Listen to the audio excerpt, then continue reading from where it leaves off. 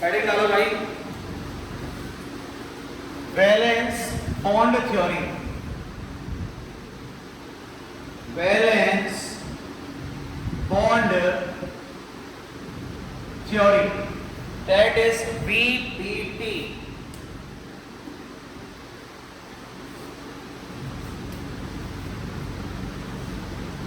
Given by Heitler. Given by Heitler and London.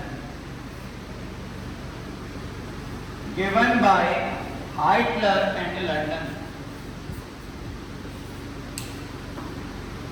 लिख लिया? Point तो मैं सारे बताएं, पॉइंट समझते जाना। अगर मैं एक मॉलिक्यूल ले लूं बेटा, कौन सा? H2, H के पास कितने इलेक्ट्रॉन? एक इलेक्ट्रॉन। और इस H के पास कितने इलेक्ट्रॉन? एक इलेक्ट्रॉन। हमें लगता क्या है? सिंपल बेटा, ये इलेक्ट्रॉन अंकल इस इलेक्ट्रॉन अंकल के साथ शेयरिंग करके कौन सा बॉन्ड बना लेंगे? Covalent bond. लगता यही है ना?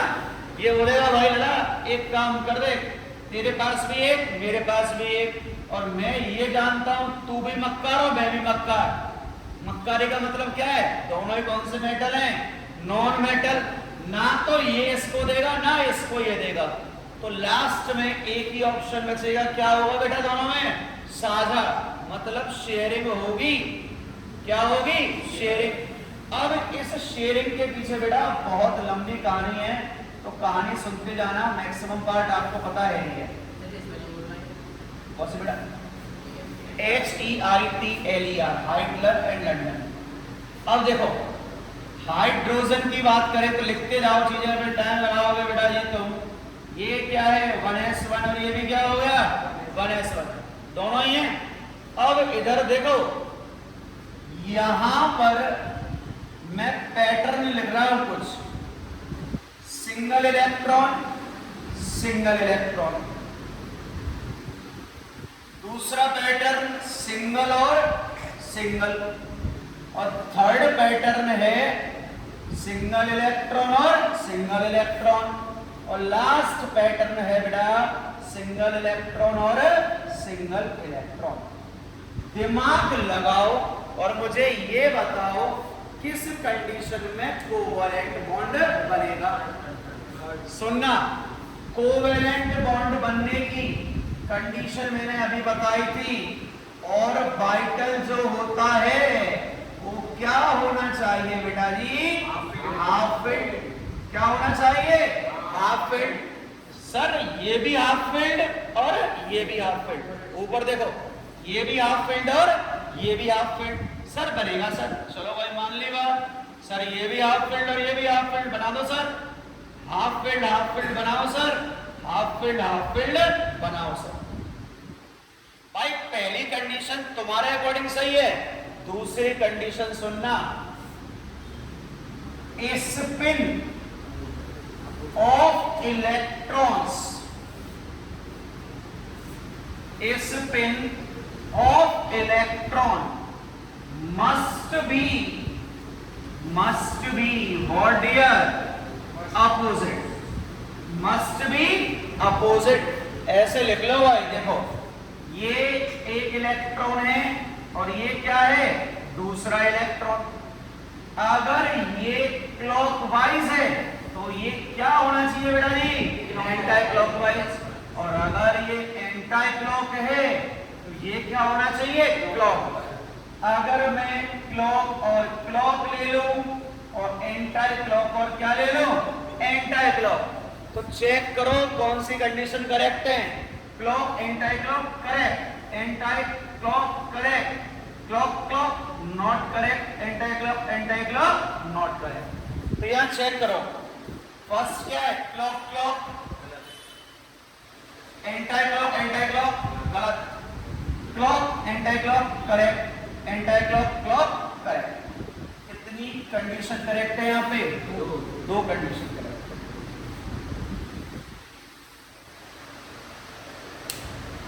करें स्टार्ट, लिख लिया यहाँ पे। अब सुनना भाई, जिसे नहीं पता हो वो थोड़ी देर के लिए ये याद रखना, एस ऑर्बिटल की शेप जो होती है ना बेटा, वो स्फेरिकल होती है। क्या होती है? स्फेरिकल। तो इन अंकल को सुनना, बॉन्डिंग कैसे करेंगे। ये क्या है आपका? S orbital. और ये कौन सा ऑर्बिटल है? S orbital. ये है क्लॉक, ये क्या है? Anti clock. हो गए। सबसे पहले भाई साहब ये दोनों ऑर्बिटल एक दूसरे के पास आएंगे। भाई मैं सिंपल सी बात बोलूं, अगर तुम्हें सपोज करो ये लाला है हमारा, ठीक है, क्या लाला को करने का ब्याह, ब्याह कौन थे? वो छोरी थे। तो ब्याह करने के लिए इसको उस लड़की के पास जाना पड़ेगा, नहीं जाना पड़ेगा? जाना पड़ेगा।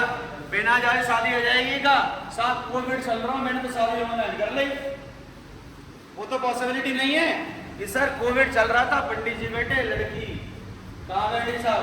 अजमेर में। हम बैठे भरतपुर में, मंत्र पढ़ दिया पंडित जी ने, और पंडित जी को क्या किया, हमें पेमेंट ऑनलाइन कर दिया, और बाकी पापा ने क्या करो, जो हमें दहेज भैया से ना वो सब हमारे अकाउंट में ट्रांसफर कर दिया। ऐसा तो नहीं होगा भाई, बिल्कुल नहीं होगा। तो भाई यहाँ पर बात करें एक तरीके से, अगर इसे लड़का माने और एक लड़की माने, तो दोनों का नजदीक आना जरूरी है, नहीं है? बिल्कुल नजदीक आना जरूरी है। अब ये बताओ सिंपल सी भाई, सभी मैच्योर लोगों समझना इस बात को, अगर नजदीक आ रहे हैं तो जितनी ज्यादा नजदीकियां होंगी उतना ही अच्छा क्या होगा? रिश्ता होगा। ये बात तो मानते हो भाई? जितनी ज्यादा नजदीकियां होंगी उतना ज्यादा क्या होगा? रिश्ता। और यहां पर नजदीकियों का मतलब है बेटा ओवरलैपिंग। नजदीकियों का मतलब है क्या? ओवरलैपिंग। मतलब जितनी ज्यादा नजदीकी उतना ही अच्छा क्या होगा? रिश्ता होगा। और रिश्ते का मतलब है बॉन्ड की स्ट्रेंथ। सुन लेना, जितनी अच्छी ओवरलैपिंग होगी उतनी ज्यादा क्या होगी? बॉन्ड की स्ट्रेंथ। ये पॉइंट क्लियर है? अब एक बात और सुनो जो भविष्य में काम आएगी। अगर बेटा शादी के बाद तुमने सपोज करो शादी होने जा रही है और तुमने 2 महीने पहले फोन पे बात करना चालू कर दिया। अगर तुमने ज्यादा बात कर ली, मतलब अपने सारे घर के भेद दे दिए दूसरे को, तो क्या होगा बेटा? शादी के 5-6 महीने बाद कलेश होगा। क्या होगा? कलेश। नजदीकियां होनी चाहिए, मैं नहीं कह रहा नहीं होनी चाहिए, बट नजदीकियां क्या होनी चाहिए? एक लिमिट तक होनी चाहिए। तो यहां पर सुनना, मैंने बोला जितनी अच्छी क्या होगी? ओवरलैपिंग होगी, उतनी ही ज्यादा क्या होगी? Strength.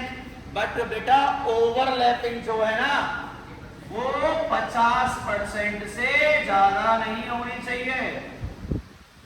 Overlapping must not be more than 50%। इससे ज्यादा नहीं होनी चाहिए 50 से। तो देखो बेटा, ये इलेक्ट्रॉन और ये इलेक्ट्रॉन, इस जोन को हम बोलते हैं कौन सा जोन बेटा? जोन प्राइम मत बोल देना। कौन सा जोन है ये आपका? Overlapping zone. कौन सा जोन है ये आपका? Overlapping zone. और ओवरलैपिंग जोन में ही बेटा इलेक्ट्रॉन की क्या होती है? शेयरिंग। और इस शेयरिंग के थ्रू कौन सा बॉन्ड बनेगा? Sigma bond. Sigma bond. अब सुनो कहानी। ये बेटा कौन सा है? 1s। ये कौन सा है आपका? 1s। तो यहां पर जो ओवरलैपिंग होगी ना उसे आप क्या बोलोगे? 1s overlapping. सुन लेना, क्या बोलोगे इसे? 1s overlapping. और जब भी ओवरलैपिंग हो जाए भानु बेटा किसकी? s और s की। किसकी? s और s की। आंख बंद करके आंसर ठोक देना बेटा कि जो s ओवरलैपिंग है उससे हमेशा बॉन्ड बनेगा ही कौन सा? सिग्मा। कौन सा बनेगा? सिग्मा। तो भैया कंडीशन दोबारा एक बार चेक कर लो। सबसे पहली कंडीशन कौन सी है? ऑर्बिटल क्या होना चाहिए? Half wet. दोनों का स्पिन क्या होना चाहिए? अपोजिट। अगर एक क्लॉक है तो दूसरा एंटी क्लॉक। दोनों एक दूसरे के क्या आएंगे? पास। क्या आएगा? Overlapping zone. और ओवरलैपिंग जोन कितने से ज्यादा नहीं होना चाहिए? चलो भाई फटाफट फटाफट बोलना। पहली कंडीशन क्या है? बोलो फटाफट। अबे आप बोलो। ऑर्बिटल क्या होने चाहिए? Half field. स्पिन क्या होना चाहिए? अपोजिट। अगर एक क्लॉक है तो दूसरा क्या होगा? कौन सा जोन बनेगा? और ओवरलैपिंग जोन कितने से ज्यादा नहीं होना चाहिए? 50 से ज्यादा। और बेटा जब एस की ओवरलैपिंग हो गई तो कौन सा बना आपका? सिग्मा। छापो।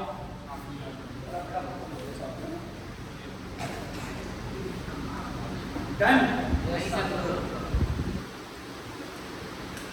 चूरमा हमारा तेज हो गया। चूरमा आज फिजिक्स पढ़ाएंगे ना, चूरमा खाएंगे आज। तुमने एरो निकाल लिया है कि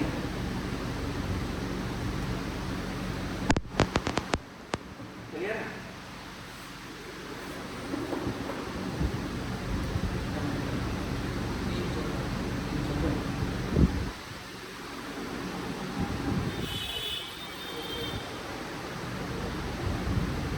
इसमें एक बेटा इंपॉर्टेंट पॉइंट डालो, ये तो नोट कर लिया होगा। यहां लिखना point to be remember.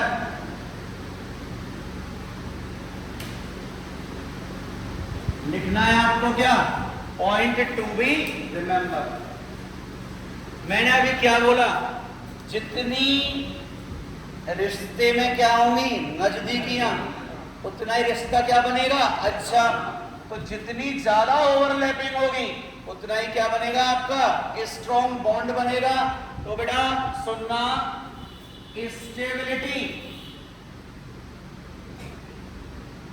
Of covalent bond लिखते जाओ।